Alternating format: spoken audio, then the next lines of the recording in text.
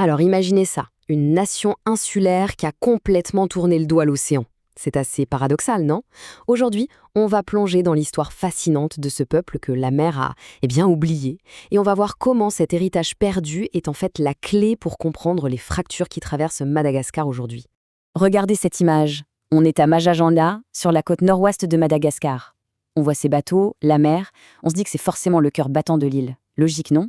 Et pourtant, c'est là que réside tout le paradoxe. L'identité malgache, figurez-vous, s'est construite en grande partie contre cet océan qui l'entoure. Du coup, la question qu'on se pose, c'est comment est-ce possible? Comment une île en est-elle venue à se méfier à ce point de la mer? C'est une question essentielle parce que la réponse, elle nous aide à comprendre les divisions, les fractures qui traversent le pays, même aujourd'hui. Pour comprendre, il faut regarder la carte. En fait, tout part de la géographie. On a d'un côté la côte, comme ici à Mahajanga, qui regarde vers l'océan, vers le monde. Et de l'autre, bien à l'intérieur des terres, il y a la capitale, Antananarivo, solidement ancrée dans les hauts plateaux. C'est vraiment de cette tension, de cette opposition fondamentale entre la côte et l'intérieur que vient toute la fragilité de l'identité malgache. Ok, donc pour bien saisir cette division, il faut faire un petit bond dans le passé. Parce qu'il fut un temps où un peuple faisait justement le lien, le pont entre ces deux mondes. On les appelait le peuple de la mer. Ce peuple, c'était les Antalaotra. Ça veut dire littéralement le peuple de la mer. Et attention, on ne parle pas d'un petit groupe de pêcheurs, non, non.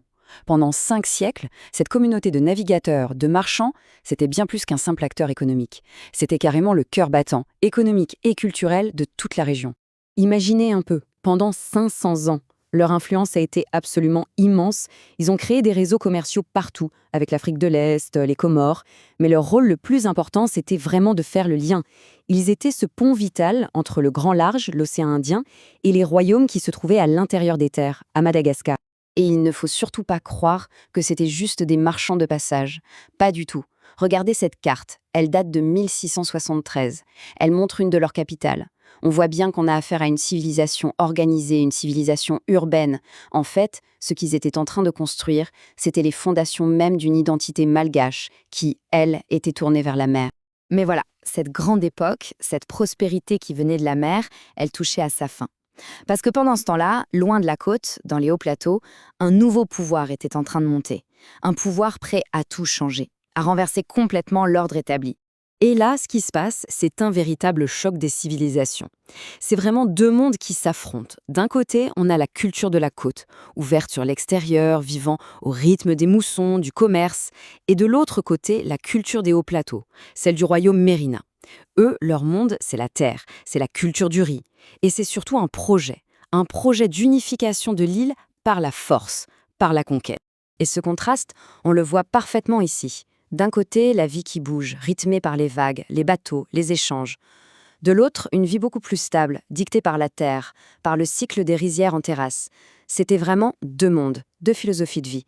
Et ils allaient droit à la collision.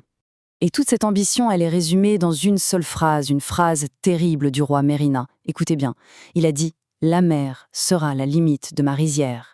Ce n'est pas juste une jolie phrase, c'est une déclaration de guerre, un véritable manifeste. Ça veut dire « La terre, notre rizière, va s'étendre et va soumettre la mer ». Et cette conquête, attention, elle n'a pas été seulement militaire.